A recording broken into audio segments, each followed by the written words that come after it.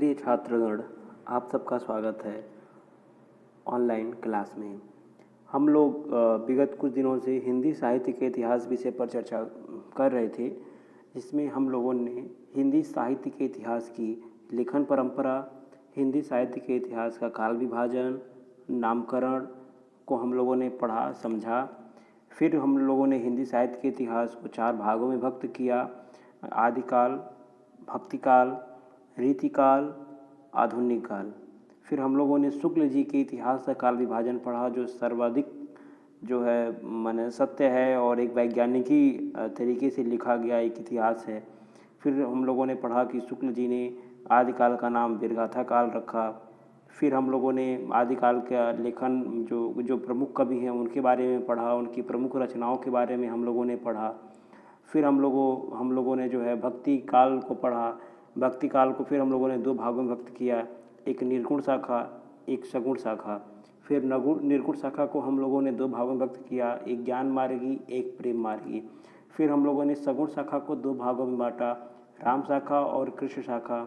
निर्गुण के सारी कवियों के नाम और उनकी विशेषताओं को हमने देखा। फिर सगुण के भी सारे कवियों का नाम और उनकी जो है विशेषता हम लोगों ने देखा। फिर हम लोगों ने अष्टछाप देखा, अष्टछाप के कवियों को हमने देखा। एक मैंने फ़ोटो के माध्यम से मैंने बताया था जो 8 कवि हैं, कैसे स्थापना होती है। आज जो तीसरा कालखंड है वो तीसरा कालखंड जो है रीतिकाल है। तो जैसा कि हम लोग पहले भी चर्चा किए हैं भक्ति काल पे और आधुनिक काल पे, जो तीसरा कालखंड है वो है रीतिकाल। रीतिकाल की जो समय सीमा है वो है 1700 से लेके 1900 विक्रमी संवत। ये हिंदी साहित्य के इतिहास का तीसरा काल विभाजन है। आदिकाल पहला, दूसरे नंबर पे भक्तिकाल, तीसरा जो है रीतिकाल है।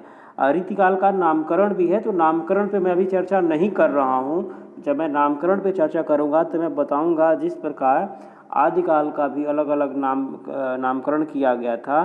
कोई चारण काल कहा, कोई जो है प्रारंभिक काल कहा, किसी ने कला काल कहा, किसी ने वीरगाथा काल कहा, किसी ने अंधकाल कहा, किसी ने पुरानी हिंदी कही। तमाम विद्वानों का अपना अलग अलग मत रहा। वैसे ही रीतिकाल को लेके अनेक विद्वानों का अनेक मत है, यहाँ भी हम उस पर भी चर्चा करेंगे। लेकिन जैसा कि किसी भी कालखंड को शुरू करने से पहले हम उसकी मेन जो चीज़ होती है, मेन कॉन्सेप्ट होता है, उसकी परिस्थितियाँ क्या थीं, तो उन परिस्थितियों को हम लोग चर्चा करते हैं। तो आज हम लोग चर्चा करेंगे रीतिकाल की परिस्थितियाँ। रीतिकाल की परिस्थितियाँ क्या थीं?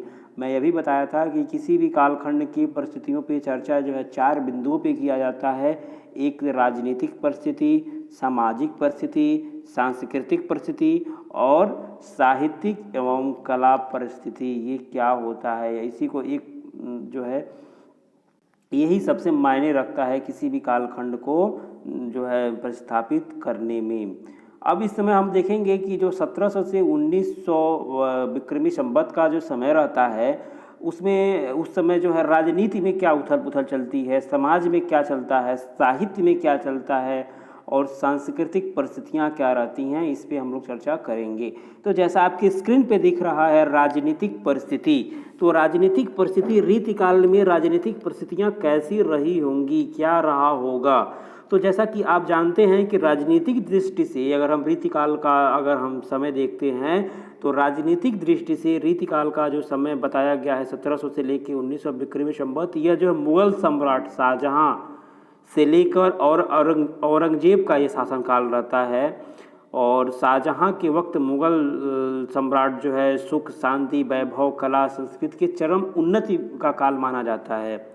किंतु जो विक्रमी संवत 1715 में जो है औरंगजेब द्वारा अपने भाई का जो है रक्त रंजित सिंहासन पर सत्तारूढ़ हो जाता है, जो है सर्वत्र अशांति विद्यमान हो जाती है, संघर्ष, अन्याय, अत्याचार का बोलबाला होने लगता है, जनता क्षुब्ध हो जाती है, राजपूत अलग हो जाते हैं। पूरी कहानी में बता रहा हूँ, ऐतिहासिक क्या पृष्ठभूमि रही, राजनीतिक क्या पृष्ठभूमि रही। दक्षिण में जो है शिवाजी जो है छत्रसाल नरेश व औरंगजेब की राज व्यवस्था जो है पूरे जो है कल पुर्जे उसके हिल गए, जो है पूरे चूल्हे हिल गए। जो है औरंगजेब की मृत्यु के बाद राजनीतिक व्यवस्था भी चरमरा गई, उसके जो है कोई योग्य वारिस नहीं मिला। जो वारिस मिले सो अयोग्य थे, निकम्मे थे, बिलासी थे। उत्तराधिकारी के लिए जो है सामंत जो है सुरा सुंदरी में भोग विलास में लिप्त थे। नादिर शाह और अहमद शाह अब्दाली के आक्रमण से मुग़ल सम्राट की रीढ़ जो है पूर्णतः जो है टूट कर बिखर गई और अंग्रेज़ों ने बक्सर की लड़ाई में शाह आलम को परास्त कर मुग़ल सम्राट का जो है सितारा जो है हमेशा के लिए अस्त कर दिया। ये थी उस समय की राजनीतिक परिस्थितियाँ। मैं पूरी राजनीतिक परिस्थितियाँ जो है शाहजहाँ से लेके औरंगजेब और जो है नादिर शाह जो है और अहमद शाह अब्दाली और जो है कैसे मुग़ल काल का पतन हुआ, मैंने एक लाइन में सरसरी आपको बताने का मैंने प्रयास किया। मैं आपको यहाँ पे इतिहास नहीं बता रहा हूँ, मैं आपको यहाँ पे रीतिकाल की जो राजनीतिक परिस्थितियाँ थी मैं वो बता रहा हूँ। क्योंकि रीतिकाल की शुरुआत में शाहजहाँ और औरंगजेब का शासनकाल रहता है, लेकिन कैसे शासनकाल धीरे धीरे एक भोग विलासिता और जो है एक योग्य शासक के अभाव में जो है न मिलने के अभाव में जो है कैसे एक जो मध्यकाल को स्वर्णकाल कहा जाता था, अब जहाँ अकबर के काल को स्वर्णकाल कहा जाता था, वह स्वर्णकाल कैसे बिखर गया, मोती की तरह से बिखर गया, कैसे जो है मुग़ल सम्राट का पतन हो गया और कैसे जो है वहाँ पे बक्सर की लड़ाई में जब पतन हुआ और वहीं से जो है औरंगजेबों का जो है अपना शासनकाल शुरू हो गया। जो है पूरी मुग़ल सम्राट की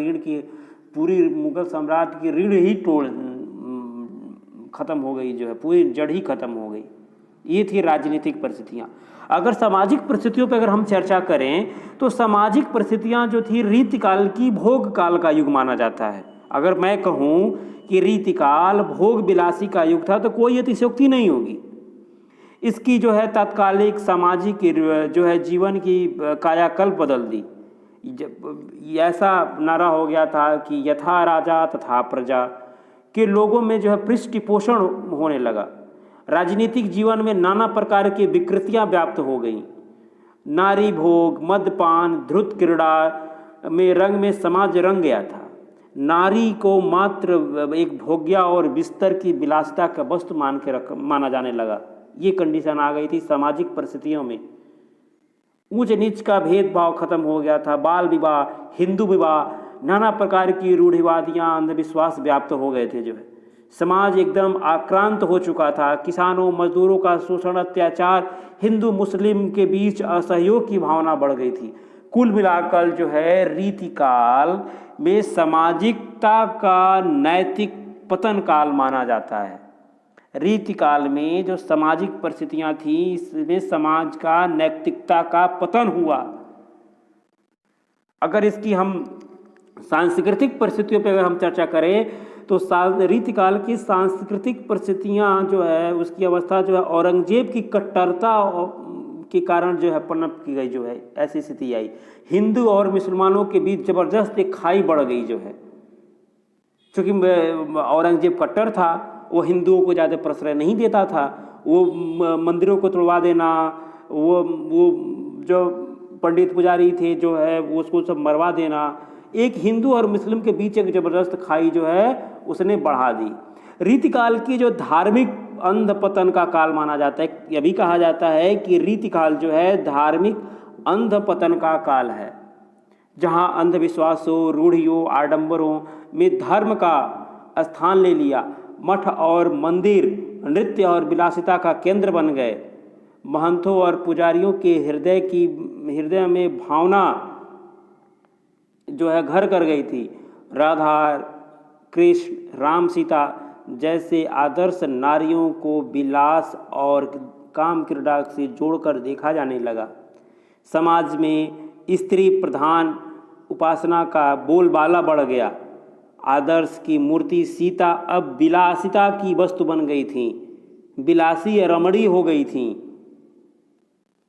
वस्तुतः रीतिकाल को सांस्कृतिक दृष्टि से पूर्णतः जो है पतन का काल माना जाता है।